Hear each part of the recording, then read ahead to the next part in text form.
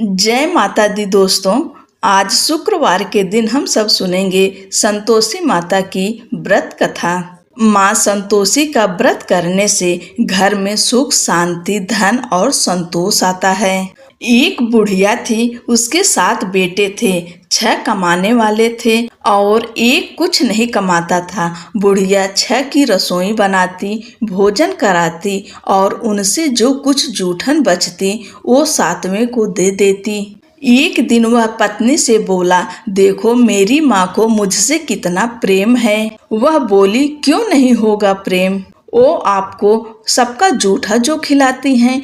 वो बोला, ऐसा नहीं हो सकता, जब तक मैं अपनी आँखों से न देख लूं मैं नहीं मान सकता। कुछ दिन बाद त्योहार आया। घर में 7 प्रकार का भोजन और लड्डू बने।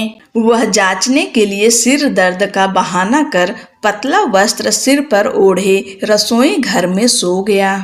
वह कपड़े में से सब देखता रहा। सब भाई भोजन करने आए। उसने देखा माँ ने उनके लिए सुंदर आसन बिछाया, हर प्रकार का भोजन रखा और उन्हें बुलाया। वह देखता रहा। सारे भाई भोजन करके उठे तो माँ ने उनकी जूठी थालियों से लड्डू के टुकड़े उठाकर एक लड्डू बनाया। जूठन साफ करके बुढ़िया माँ ने उसे पुकारा, बेटा 6 भाई भोजन करके गए, तू कब खाएगा। वो कहने लगा, माँ मुझे भोजन नहीं करना है, मैं परदेश जा रहा हूँ। माँ ने बोला, कल जाता हुआ आज ही चला जा। वो बोला, हाँ आज ही जा रहा हूँ। यह कहकर वह घर से निकल गया। चलते समय पत्नी की याद आ गई। वह गौशाला में कंडे अर्थात उपले थाप रही थी। हम जावें परदेश आवेंगे कुछ काल, तुम रहियो संतोष से धर्म अपनो पाल। पत्नी बोली, जाओ पिया आनंद से हमारो सोच हटाए। राम भरोसे हम रहें, ईश्वर तुम्हें सहाय। 2 निशानी आपन देख धरू मैं धीर, सुध मति हमारी विसारियो रखियो मन गंभीर। वह बोला, मेरे पास तो कुछ नहीं है, यह अंगूठी है, सो ले और अपने कुछ निशानी मुझे दे। वह बोली, मेरे पास क्या है, यह गोबर भरा हाथ है। यह कहकर उसकी पीठ पर गोबर के हाथ की थाप मार देती है। वह चल दिया। चलते चलते दूर देश पहुंचा। वह एक साहूकार की दुकान थी। वह जाकर कहने लगा, भाई मुझे नौकरी पर रख लो। साहूकार को जरूरत थी। बोला, रह जा। लड़के ने पूछा, तनख्वाह क्या दोगे। साहूकार ने कहा, काम देख कर दाम मिलेंगे। अब वह सुबह 7 बजे से रात 10 बजे तक नौकरी करने लगा। कुछ दिनों में वो सारा काम अच्छे से करने लगा। सेठ ने काम देखकर उसे आधे मुनाफे का हिस्सेदार बना दिया। वह कुछ वर्षों में बहुत बड़ा सेठ बन गया और मालिक सारा कारोबार उस पर छोड़कर चला गया। उधर उसकी पत्नी को सास ससुर दुख देने लगे। सारा घर का काम करवा कर उसको लकड़ियां लेकर जंगल में भेजते थे। घर में आटे से जो भी भूसी निकलती उसकी रोटी बनाकर रख दी जाती और फूटे नारियल की नारेली में पानी। एक दिन वह लकड़ी लेने जा रही थी। रास्ते में बहुत सी महिलाएं संतोषी माता का व्रत करती दिखाई देती हैं। वह वहां खड़ी होकर कथा सुनने लगी और उनसे पूछने लगी, बहनों तुम किस देवता का व्रत करती हो और उसके करने से क्या फल मिलता है। यदि तुम मुझे इस व्रत का महत्व बताओगी तो मैं तुम्हारी बहुत आभारी होंगी। तब एक महिला बोली, सुनो यह संतोषी माता का व्रत है, इसे करने से गरीबी का नाश होता है और जो कुछ मन में है वो सब संतोषी माता की कृपा से मिल जाता है। महिला बोली, 1.25 आने का गुड़ चना लेना, प्रत्येक शुक्रवार को निराहार रहकर कथा सुनना, मनोकामना पूर्ण होने पर उद्यापन करना। रास्ते में लकड़ी के बोझ को बेच दिया और उन पैसों से गुड़ चना लेकर माता की व्रत की तैयारी कर आगे चली और सामने मंदिर देखकर पूछने लगी, यह मंदिर किसका है। सब कहने लगे संतोषी माता का मंदिर है। यह सुनकर माता के मंदिर में जाकर माता के चरणों से लिपट गई और विनती करने लगी, माँ, मैं अनजान हूँ, व्रत का कोई नियम नहीं जानती हूँ, मैं दुखी हूँ। हे माता, हे जगत जननी, मेरा दुख दूर करो, मैं आपकी शरण में हूँ। माता को बड़ी दया आई। एक शुक्रवार बीता कि दूसरे शुक्रवार उसके पति का पत्र आया और तीसरे शुक्रवार पति ने उसको पैसे भेज दिए। यह देख जेठ जेठानी का मुंह बन गया और उसको ताने देने लगी कि अब तो इसके पास पैसा आ गया, अब यह बहुत इतराएगी। बेचारी आंखों में आंसू भरकर संतोषी माता के मंदिर चली गई और माता के चरणों में बैठकर रोने लगी और रट रट बोली, माँ, मैंने पैसा कब मांगा? मुझे पैसे का क्या काम, मुझे तो अपना सुहाग चाहिए। मैं तो अपने स्वामी के दर्शन करना चाहती हूँ। तब माता ने प्रसन्न होकर कहा, जा बेटी, तेरा स्वामी आएगा। यह सुनकर खुशी खुशी वह घर जाकर काम करने लगी। अब संतोषी माँ विचार करने लगी, इस भोली पुत्री को तो मैंने कह दिया तेरा पति आएगा, लेकिन कैसे? वह तो इसे स्वप्न में भी याद नहीं करता। उससे याद दिलाने को मुझे ही जाना पड़ेगा। इस तरह माता उस बुढ़िया के बेटे के स्वप्न में जाकर कहने लगी, साहूकार के बेटे सो रहा है या जागता है? वो कहने लगा, माँ, सोता भी नहीं, जागता भी नहीं, कहो क्या आज्ञा है? माँ कहने लगी, तेरा घर बार कुछ है कि नहीं? वह बोला, मेरे पास सब कुछ है, माँ, बाप और बहू, क्या कमी है? माँ बोली, भोले, तेरी पत्नी घोर कष्ट उठा रही है, तेरे माँ बाप उसे परेशानी दे रहे हैं, वह तेरे लिए तरस रही है, तू उसकी सुध ले। वह बोला, हाँ माँ, मुझे पता है, पर मैं वहाँ जाऊँ कैसे? माँ कहने लगी, मेरी बात मान, सवेरे नहा धोकर संतोषी माता का नाम ले, घी का दीपक जलाकर दुकान पर चला जा, देखते देखते सारा लेन देन उतर जाएगा, सारा माल बिक जाएगा, सांझ तक धन का भारी ढेर लग जाएगा। थोड़ी देर में देने वाले रुपया लेने लगे और सारे सामान का ग्राहक सौदा कर लेंगे। शाम तक धन का भारी ढेर इकट्ठा हो गया और संतोषी माता का यह चमत्कार देखकर खुश होने लगा और धन इकट्ठा कर घर ले जाने के लिए वस्त्र गहने खरीदने लगा और घर को निकल गया। उधर उसकी पत्नी जंगल में लकड़ी लेने जाती है। लौटते वक्त माता जी के मंदिर में आराम करती है। प्रतिदिन वह वहीं विश्राम करती थी। अचानक से धूल उड़ने लगी। धूल उड़ती देख वह माता से पूछने लगी, हे माता, यह धूल कैसी उड़ रही है? माता ने कहा, हे पुत्री, तेरा पति आ रहा है। अब तू ऐसा कर, लकड़ी के 3 ढेर तैयार कर, एक नदी के किनारे रख और दूसरा मेरे मंदिर में रख और तीसरा अपने सर पर। तेरे पति को लकड़ियों का गट्ठर देख तेरे लिए मोह पैदा होगा। वह यहाँ रुकेगा, नाश्ता पानी खाकर माँ से मिलने जाएगा। तब तू लकड़ियों का बोझ उठाकर चौक पर जाना और गट्ठर नीचे रख कर जोर से आवाज लगाना, लो सासू जी, लकड़ियों का गट्ठर लो, भूसी की रोटी दो, नारियल के खेपड़े में पानी दो, आज मेहमान कौन आया है? माता जी से अच्छा कहकर जैसा माँ ने कहा वैसा करने लगी। इतने में मुसाफिर आ गया। सूखी लकड़ी देख उनकी इच्छा हुई कि हम यहीं आराम करें और भोजन बनाकर खा पीकर गांव जाएं। आराम करके गांव को चले गए। उसी समय सिर पर लकड़ी का गट्ठर लिए वह आती है। लकड़ियों का बोझ आंगन में उतार कर जोर से आवाज लगाती है, लो सासू जी, लकड़ियों का गट्ठर लो, भूसी की रोटी दो, आज मेहमान कौन आया है? यह सुनकर उसकी सास बाहर आकर अपने दिए हुए कष्टों को भुलाने के लिए कहती है, बहू, ऐसे क्यों कह रही है? तेरा मालिक आया है, आ बैठ, भोजन कर, कपड़े गहने पहन। उसकी आवाज सुन उसका पति बाहर आता है अंगूठी देख व्याकुल हो जाता है। माँ से पूछता है, माँ यह कौन है? माँ बोली, बेटा यह तेरी बहू है। जब से तू गया है तब से सारे गांव में भटकती फिरती है, घर का काम काज कुछ करती नहीं, चार पहर आकर खा जाती है। वह बोला, ठीक है माँ, मैंने इसे भी देखा और तुम्हें भी। अब दूसरे घर की चाबी दो, उसमें रहूंगा। माँ बोली, ठीक है। तब वह दूसरे मकान की तीसरी मंजिल का कमरा खोला, सारा सामान जमाया। एक दिन में राजा के महल जैसा ठाट बाट बन गया। अब क्या था, बहू सुख भोगने लगी। इतने में शुक्रवार आया। पति से कहा, मुझे संतोषी माता के व्रत का उद्यापन करना है। पति बोला, खुशी से कर लो। वह उद्यापन की तैयारी करने लगी। जेठानी के लड़कों को भोजन के लिए गई।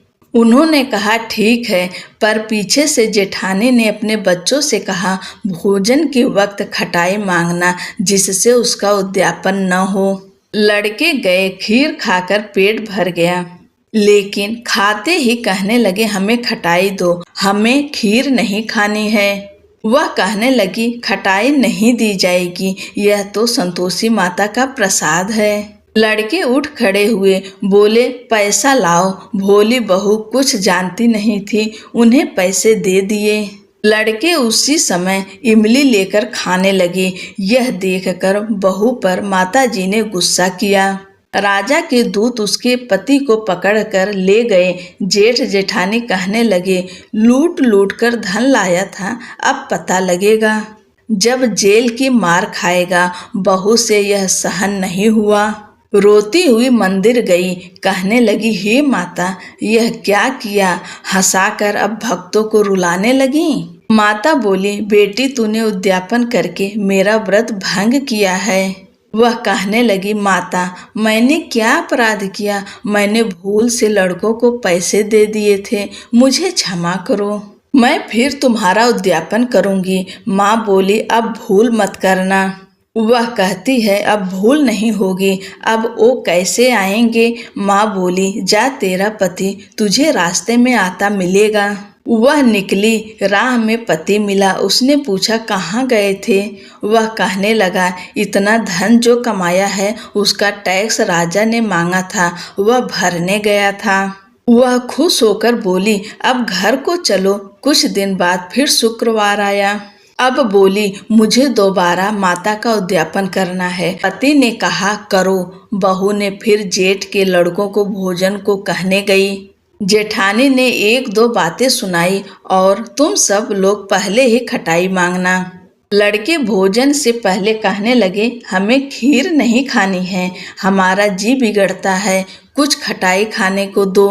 वह बोली, खटाई किसी को नहीं मिलेगी, आना हो तो आओ।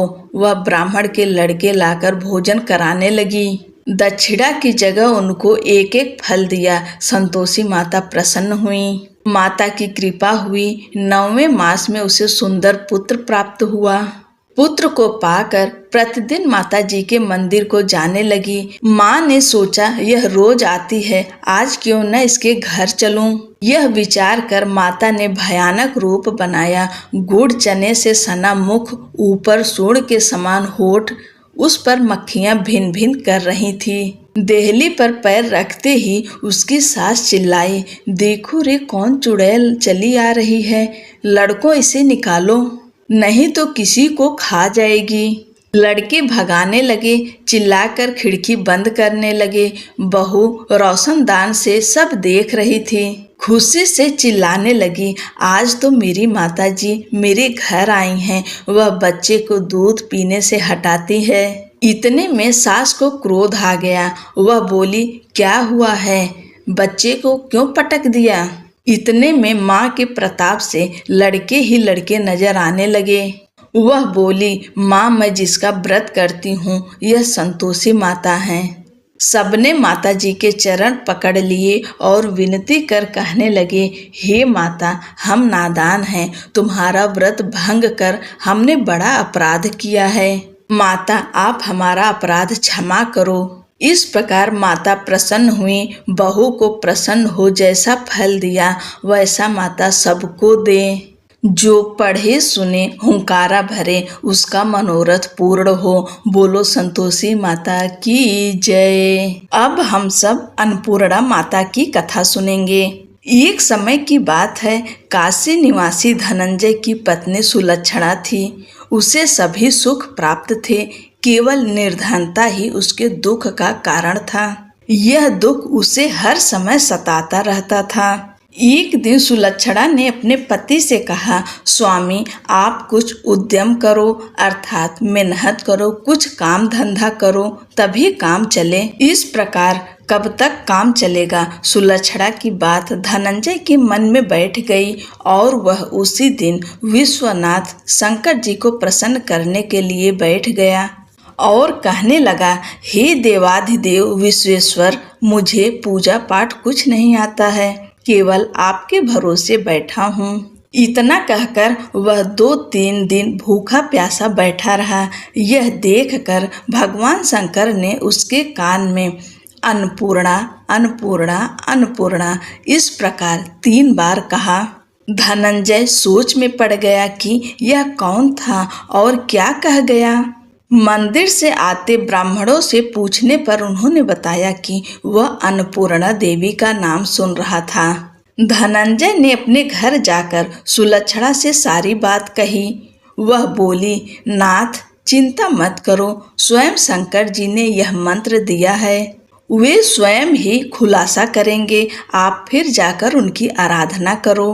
धनंजय फिर से पूजा में बैठ गया। रात्रि में शंकर जी ने उसे आज्ञा दी और कहा, तू पूर्व दिशा में चला जा। धनंजय अन्नपूर्णा का नाम जपता हुआ और रास्ते में फल खाता, झरनों का पानी पीता हुआ चलता गया। वहां उसे चांदी से चमकती वन की शोभा देखने को मिली। सुंदर सरोवर के किनारे कई अप्सराएं एक कथा सुन रही थी और माँ अन्नपूर्णा इस प्रकार बार बार कह रही थी। धनंजय ने उनसे पूछा, हे देवियों, आप यह क्या करती हो। उन्होंने बताया कि वे सब माँ अन्नपूर्णा का व्रत करती हैं। धनंजय ने पूछा, व्रत पूजा करने से क्या होता है, यह किसी ने किया भी है, इसे कब किया जाता है, कैसा व्रत है और कैसी विधि है, मुझे विस्तार से बताओ। उन्होंने बताया कि इस व्रत को सभी कर सकते हैं। 21 दिन तक के लिए 21 गांठ का सूत लेना चाहिए। यदि 21 दिन न बने तो 1 दिन उपवास करें। यह भी न बने तो केवल कथा सुनकर प्रसाद लें। निराहार रहकर कथा कहें। कथा सुनने वाला कोई न मिले तो पीपल के पत्तों को रखकर सुपारी या धृत कुमारी अर्थात ग्वार पाठ वृक्ष को सामने कर, दीपक को साक्षी कर, सूर्य, गाय, तुलसी या महादेव को बिना कथा सुनाए मुख में दाना न डालें। यदि भूल से कुछ पड़ जाए तो 1 दिवस फिर उपवास करें। व्रत के दिन क्रोध न करें और झूठ न बोलें। धनंजय ने पूछा, इस व्रत के करने से क्या होता है। उन्होंने बताया, इसके करने से अंधों को नेत्र मिलते हैं, लूलों को हाथ मिलते हैं, निर्धन के घर धन आता है, बाझन को संतान मिलती है, मूर्ख को विद्या मिलती है। जो जिस कामना से व्रत करे माँ उसकी इच्छा पूरी करती हैं। धनंजय बोला, बहनों, मेरे पास धन नहीं है, विद्या नहीं है, कुछ भी तो नहीं है, मैं दुखिया ब्राह्मण हूँ, मुझे इस व्रत का सूत दोगी। उन्होंने कहा, हाँ भाई, तेरा कल्याण हो, हम तुम्हें अवश्य देंगे, ले इस व्रत का मंगल सूत ले। धनंजय ने व्रत किया और व्रत पूरा होने पर सरोवर में से 21 खंड की सुवर्ण सीढ़ी हीरा मोती जड़ी हुई प्रकट हुई। धनंजय ने जय अन्नपूर्णा कहता हुआ नीचे उतर गया और वहां उसने करोड़ों सूर्य से प्रकाशमान अन्नपूर्णा का मंदिर देखा। सामने सुवर्ण सिंहासन पर माता अन्नपूर्णा विराजमान थीं। भगवान शंकर भिक्षा हेतु खड़े थे और देवांगनाएं चंवर डुला रही थी। धनंजय ने देवी के चरणों में गिरकर अपने दुख की बात बताई। माता बोली, मेरा व्रत किया है, जा, संसार तेरा सत्कार करेगा। माता ने धनंजय की जिह्वा पर बीज मंत्र लिख दिया, जिससे उसके रोम रोम में विद्या प्रकट हो गई। धनंजय ने खुद को काशी विश्वनाथ के मंदिर में खड़ा पाया। धनंजय ने माँ का वरदान लेकर घर आकर सुलक्षणा को सब बताया। माता जी की कृपा से उनके घर में संपत्ति उमड़ने लगी। छोटा सा घर बहुत बड़ा बन गया। जैसे शहद के छत्ते में मक्खियाँ जमा होती हैं, उसी प्रकार अनेक सगे संबंधी आकर उनकी बड़ाई करने लगे। सुलक्षणा से संतान नहीं है, इसलिए तुम दूसरा विवाह करो। सबने कहा कि इतना धन और इतना बड़ा घर, सुंदर संतान नहीं तो इस कमाई का कौन भोग करेगा।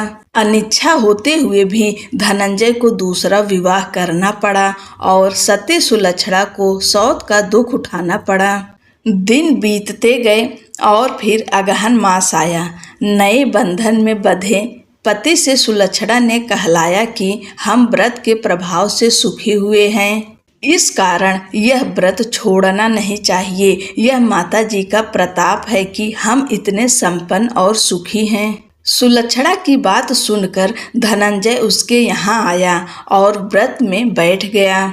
नई बहू को इस व्रत की खबर नहीं थी। वह धनंजय के आने की राह देख रही थी।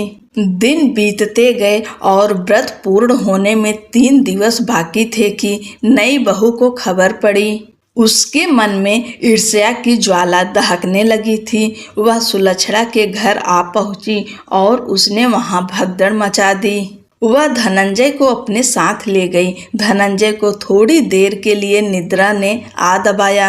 इसी समय नई बहू ने उसका व्रत का सूत तोड़कर आग में फेंक दिया।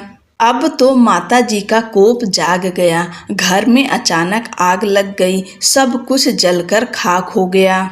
सुलक्षणा ने यह देखकर धनंजय को फिर अपने घर ले आई। नई बहू रूठ कर अपने पिता के घर जा बैठी।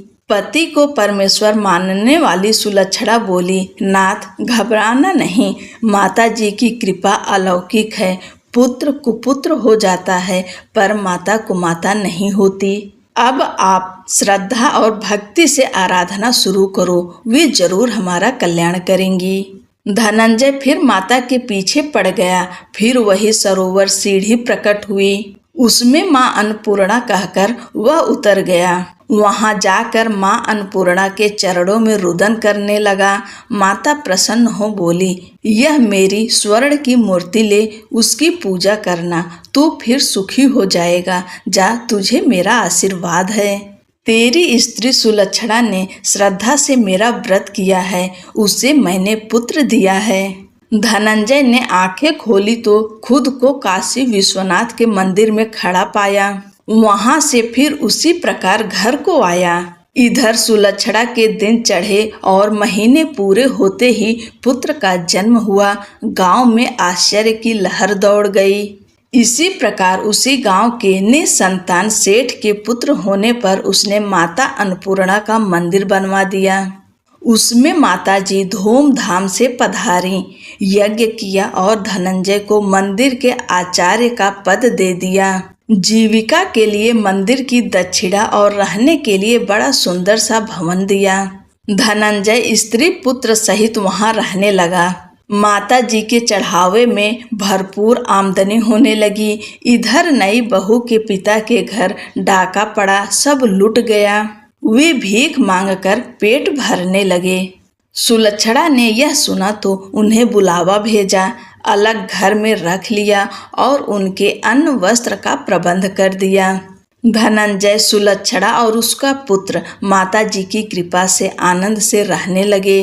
माता जी जैसे इनके भंडार भरे वैसे सबके भंडार भरे। इस व्रत को करने से हमारे जीवन में सकारात्मक ऊर्जा का संचार होता है और हमें हर प्रकार की समृद्धि की प्राप्ति होती है। इस कथा को सुनने और व्रत को विधि पूर्वक करने से हमारे अंदर विश्वास और धैर्य का संचार होता है। यह व्रत हमें जीवन के वास्तविक अर्थ को समझने में मदद करता है और हमें सच्ची भक्ति की राह पर चलने के लिए प्रेरित करता है। माता अन्नपूर्णा की कथा हमें सिखाती है कि हमें सदैव अन्न का सम्मान करना चाहिए और किसी भी प्रकार के अन्न का अपमान नहीं करना चाहिए। अंततः अन्नपूर्णा माता व्रत कथा एक अद्वितीय धार्मिक अनुष्ठान है जो हमारे जीवन को हर प्रकार से संपन्न बनाता है। माता की कृपा से हम सभी को अन्नपूर्णा व्रत का संकल्प लेना चाहिए और उनकी महिमा का गुणगान करना चाहिए, जिससे हमारा जीवन सफल और समृद्ध बने। बोलो अन्नपूर्णा माता की जय। बाबा विश्वनाथ की जय। हर हर महादेव।